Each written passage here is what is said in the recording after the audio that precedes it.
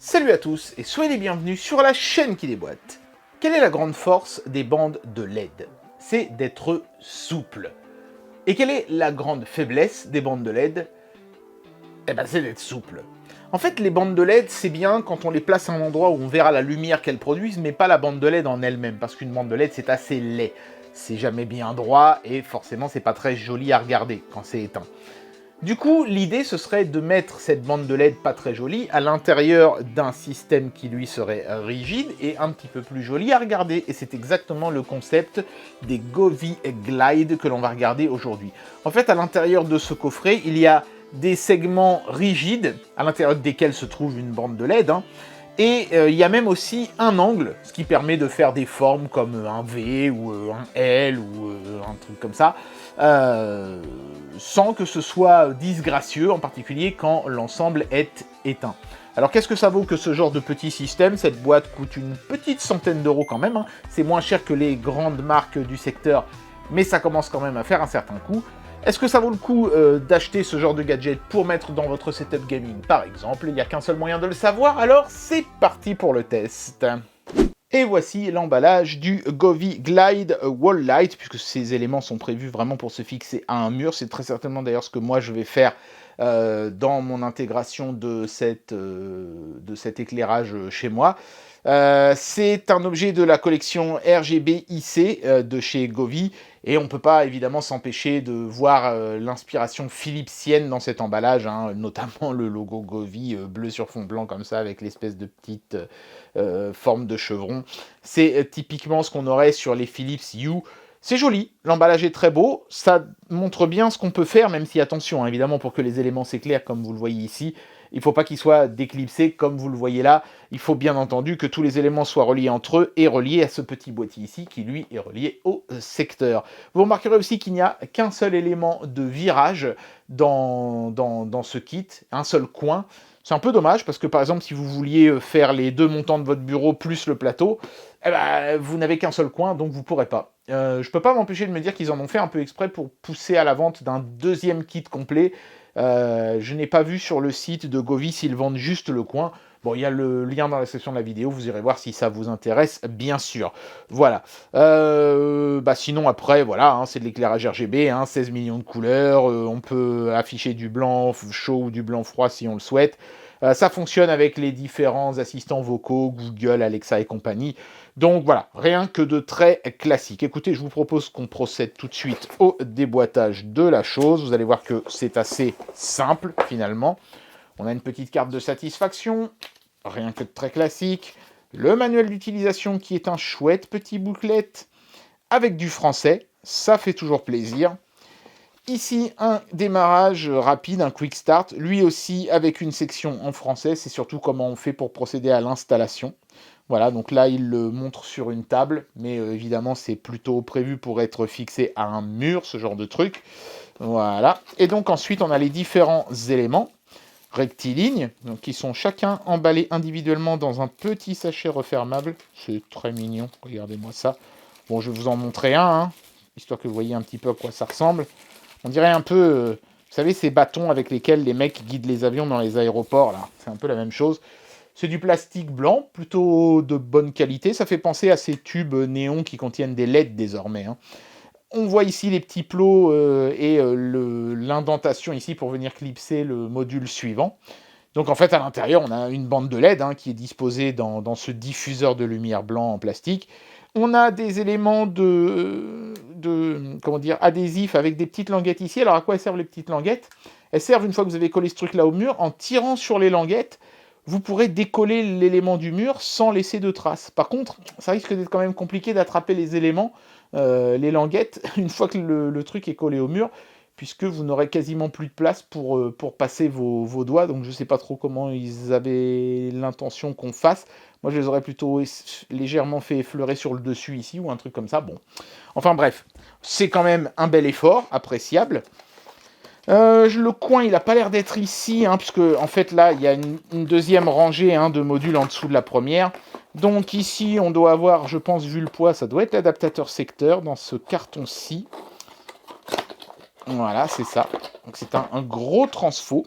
de 12 volts 3 ampères, bah oui, parce qu'il y a quand même beaucoup de LED à faire fonctionner en simultané, plus un module Bluetooth pour contrôler l'éclairage à distance sur son smartphone, évidemment.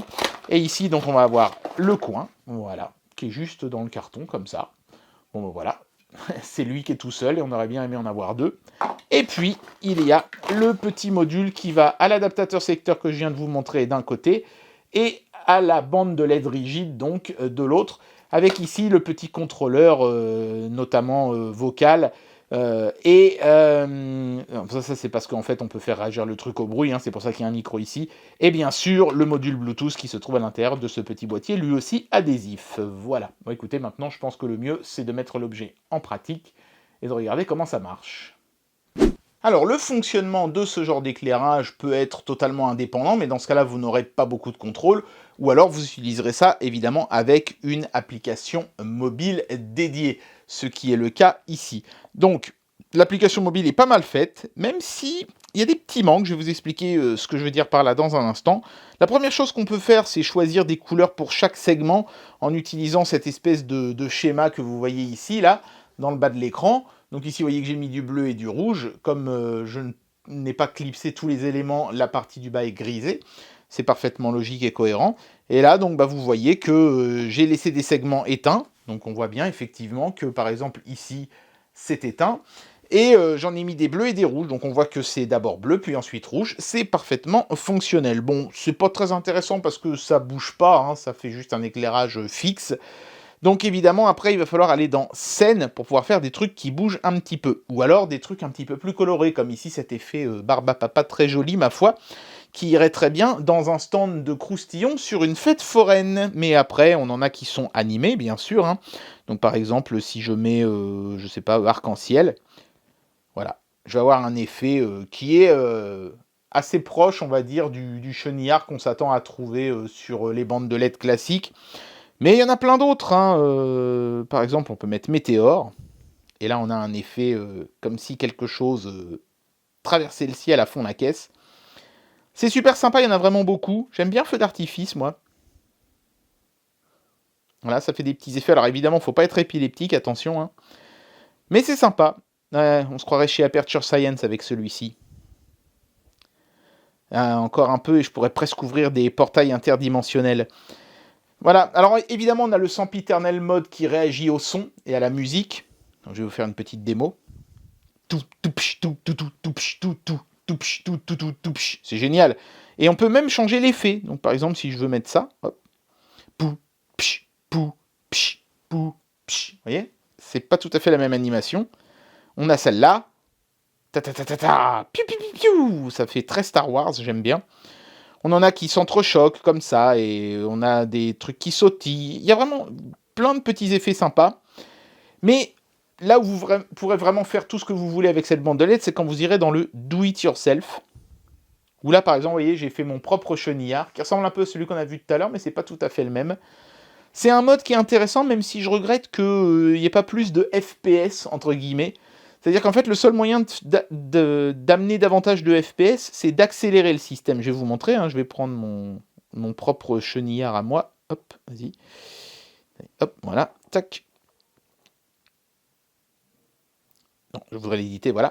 Si je diminue la vitesse de mon chenillard, vous voyez qu'en fait, on perd en fluidité.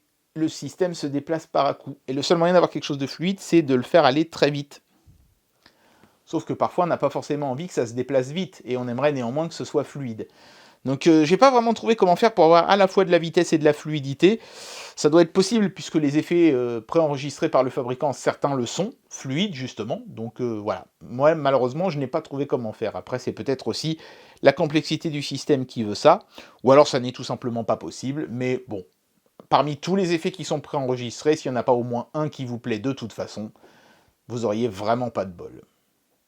Eh bien voilà, c'était le test de ce Govee Glide, un appareil d'éclairage fort sympathique pour chez vous. Alors évidemment, ça ira plutôt dans une salle multimédia, gaming, un home cinéma à la rigueur. Hein. Je ne vous vois pas mettre ça dans un salon meublé en Louis XV, hein, on est bien d'accord.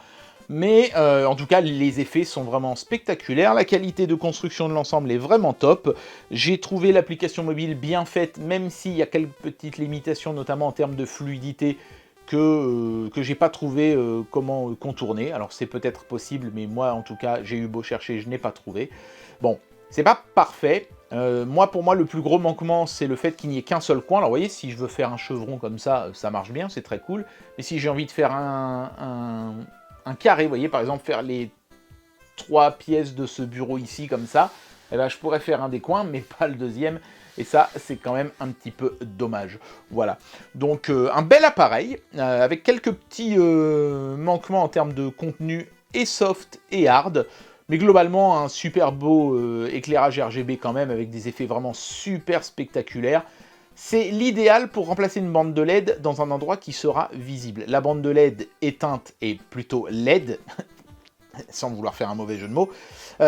Cette barre a le mérite de rester esthétique, même quand elle est éteinte. Voilà, ça fait un tube blanc qui est plutôt propre, plutôt que ces bandes de LED qui sont quand même assez disgracieuses. Donc rien que pour ça, ça peut être largement plus intéressant qu'une bande de LED pour votre setup. À vous de voir. Mais en tout cas, indéniablement, c'est un bon produit, avec vraiment un résultat fort sympathique. Et bien voilà, c'était le test de ce Govee Glide, un éclairage RGB qui viendra agrémenter n'importe quelle pièce de chez vous, même si on sait tous que ça finira très certainement dans votre setup gaming, hein, bande de joueurs. J'espère que cette vidéo vous aura plu, et moi je vous dis à très bientôt pour un prochain test. Allez, tchuss!